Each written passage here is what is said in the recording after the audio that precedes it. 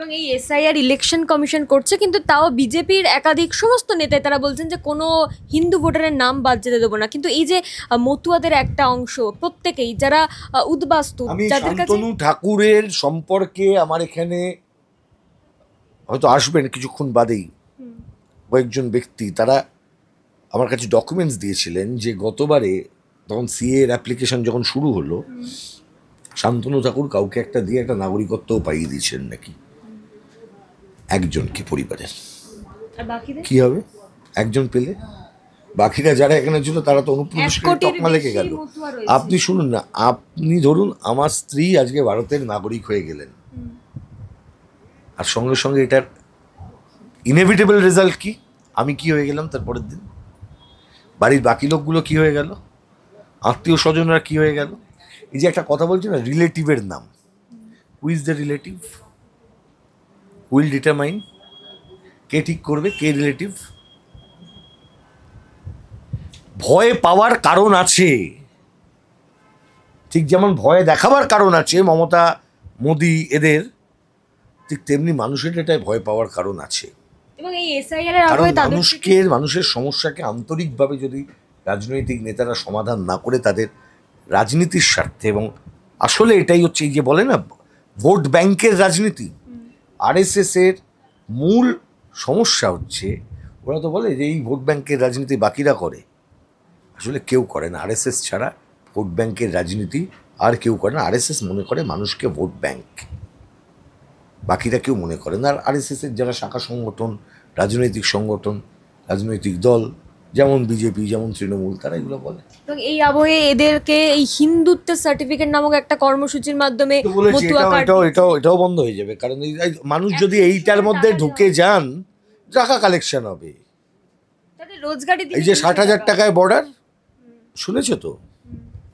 60,000 টাকায় আসা সবকিছু সহ, কার্ড সহ, ওই মাঝখানে বেরোচ্ছে না পরপর পরপর নাগরিকত্বের কার্ড, পরপর পরপর তোমার ভোটার কার্ড, জাল পাসপোর্ট, যাও না গোটা সীমান্তবর্তী অঞ্চলে যাও না, আবার একটা রাস্তা তৈরি হচ্ছে।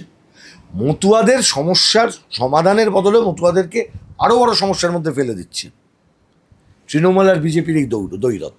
কিন্তু জ্যোতি বসুর আমলে এই মতুয়া ভোটটা তো পুরোটাই বামেদের ছিল, তাহলে সেটা 2019-এর পর থেকে বিজেপি দখল করেছে। তাহলে আমি আবারও বলছি, সেই সময় কি কাউকে এরকম কোনো সমস্যার মধ্যে পড়তে হয়েছে? নাগরিকত্ব নিয়ে কোনো অনিশ্চয়তার মুখে পড়তে হয়েছে? কেউ এসে বলেছে তোমাদের বেনাগরিক করে বাংলাদেশ পাঠিয়ে দেবে? Was there any threat and intimidation? Refugee ইস্যুকে কিভাবে অ্যাড্রেস করতে হয় তৃণমূল আর বিজেপির যদি শেখার দরকার থাকে বামফ্রন্টের কাছ থেকে শিখতে পারে। এখনো পর্যন্ত আমাদের ইউসিআরসির নেতৃত্বে অনেক প্রবীণ নেতারা আছেন, তাদের সঙ্গে যোগাযোগ করুন, তারা শিখিয়ে দেবেন। এটাকে দয়া করে গুলোবেন না আপনার ভোটাধিকারের ইস্যু এবং অন্যান্য ইস্যুর সঙ্গে। মানে ভোটের আগে কি এই মতুয়াদেরকে আবার মতুয়া ভোট ফেরানোর জন্য বামেরা কিছু করবে? আমরা বলছি না ভোট ফেরানো, মতুয়া ভোট, মুসলমান ভোট, হিন্দু ভোট, এরকম করে তো আমরা দেখি না বিষয়টাকে। দৃষ্টিভঙ্গির ফারাক তো। এরকম করে করেই তো পশ্চিমবাংলার রাজনীতিতে এগুলো কোনোদিন ছিল। মুসলিম বেল্ট, এসসি বেল্ট, এ তো বিজেপি তৃণমূলের আনা সব শব্দবন্ধ রাজনীতিতে। আগে আমরা এরকম ভাবতাম কোনোদিন যে এটা মুসলিম বেল্ট, এই ভোটটা ওখানে গিয়ে পড়বে, এটা এসসি বেল্ট, এই ভোটটা ওখানে গিয়ে পড়বে। গরিব বড় লোকের ডিভিশন থাকতে পারে, বড় লোকরা সিপিএমকে ভোট দেবে না, এটা খুব স্বাভাবিক ব্যাপার। সিপিএম 20% ওই যারা সম্পদশালী লোকের পার্টি নয়, তারা ভোট দেবে না, খুব স্বাভাবিক ব্যাপার। আমি একটা উদাহরণ দিচ্ছি। তাহলে এই জায়গাটাতে কিভাবে আসছে?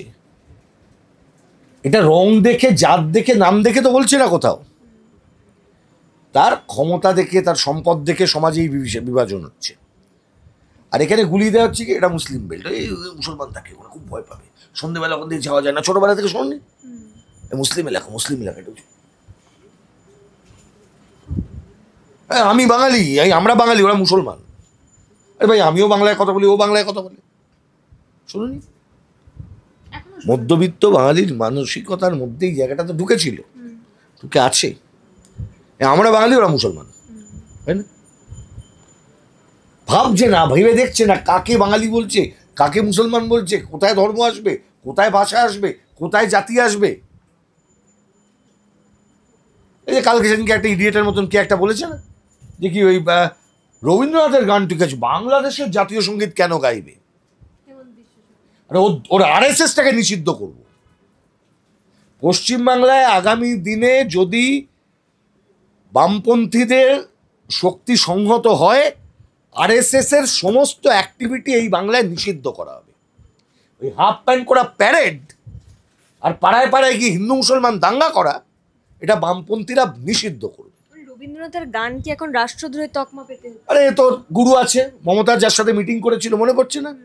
ওই যে এই দেখো, এই যে তো গুরু গুরু গুরু গুরু বোন, গুরু ভাই গুরু বোন দেখাচ্ছি, দাঁড়া, একসাথে বসেছিল জগদীপ ধনকরের সঙ্গে, দেখলেই বুঝতে পারবো, ওয়েট করো। ওটা কি জিনিস, মমতা কি জিনিস, এটা পরিষ্কার দেখে নেওয়া উচিত লোকে। মুখ্যমন্ত্রী কিছু বলছেন? আরে ও কি বলবে? আরএসএস এর কাছে রাজ্যটাকে বেচেছে, ও কি বলবে? হেমন্ত বিশ্ব শর্মার বোন মিথ্যেবাদী। গোটা পশ্চিম বাংলার সাধারণ গরিব মুসলমানকে আন্তর্জাতিক রাজনীতির এই দাবার বোর্ডে ফেলে দেওয়ার জন্য দায়ী যদি কেউ হয়ে থাকে, তার নাম মমতা ব্যানার্জি। আমি ছবি দেখাচ্ছি, হেমন্ত বিশ্ব শর্মা, মমতা ব্যানার্জি, জগদীপ ধনকরের উপস্থিতিতে দার্জিলিংয়ের পাহাড়ে যে মিটিং করেছিল, সেই মিটিংয়ে এই সমস্ত সিদ্ধান্ত হয়েছে। বলতে হবে পরিষ্কার করে, ওসব আর লুকোচুরি করে কোনো লাভ নেই। গরিব মুসলমানের ওবিসির অধিকার কেড়ে নিয়েছে তৃণমূল বিজেপি মিলে, আরএসএস। বামফ্রন্ট যদি আগামী দিনে ক্ষমতায় আসে, আরএসএসকে পশ্চিমবাংলায় আমরা নিষিদ্ধ করব। ক্ষমতায় আসবে কিভাবে সেটা? এই জন্যই আসবে, এই দাবিতেই আসবে। আরএসএস এর মতন অর্গানাইজেশন, তার শাখা সংগঠনের সমস্ত অ্যাক্টিভিটি এখানে নিষিদ্ধ হবে। ক্ষমতা আছে, করুক, নিষিদ্ধ। আমি তো বলছি, আমাদের এসআইআর রিলেটেড মামলায় 5টা পয়েন্ট আছে। তুমি 2025 সালের যে লিস্ট আছে, ওটাকে তুমি বেস লিস্ট হিসেবে ব্যবহার করো। মমতা ব্যানার্জি অপোজ করবেন, উনি এসআইআর এর বিরোধিতা করতে পারছেন না। রাস্তায় না হেঁটে উনি ওনার অ্যাডভোকেট জেনারেলকে বলুন আমাদেরকে সমর্থন করতে, আমরা মামলা করেছি, ওই মামলায় সমর্থন দিতে। যদি দেন তাহলে পরিষ্কার হয়ে যাবে, পরিষ্কার হয়ে যাবে উনি কি চাইছেন। যদি উনি চান মানুষকে যাতে কোনো অসুবিধা না হয়, তুই 25 সালের লিস্টকে ব্যবহার করো। কি কারণে এতদিন আগের লিস্টটাকে ব্যবহার করতে চাইছে নির্বাচন কমিশন? কারণ 2003-এ উনি কাগজ ছুঁড়েছিলেন বলে। অন্য কি আছে এর ভেতরে? রহস্যটা কি? হঠাৎ করে 3 নয়, 4 নয়, 5 নয়, 6 নয়, 7 নয়, 8 নয়, 10 নয়, 11 নয়, 16 নয়, 19 নয়, হঠাৎ 2002-এর লিস্ট কেন?